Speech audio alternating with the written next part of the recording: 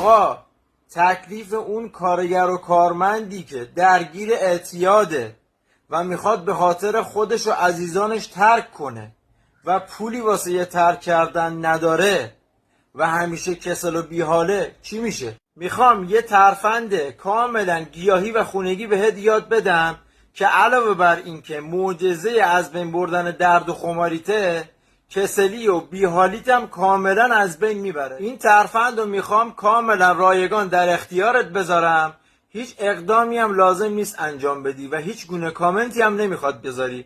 اما اگر دوست داشتی پیج منو فالو کن، چون ترفندهای اینجوری زیاد میذارم و دوست داشتی بفرستش واسه کارمندا و کارگرا که بتونن استفاده کنن و درد و خماریشون از بین بره. کافیه زنجبیل و عسل و دارچین و شیره انگور رو با هم دیگه مخلوط کنی و از صافی ردش کنی و بذاری تا خودشو ببنده. روزانه به اندازه یه نخود ازش مصرف کن، کاملا بدنتو نگه میداره و به هیچ گونه مواد مخدری نیاز پیدا نمی کنی.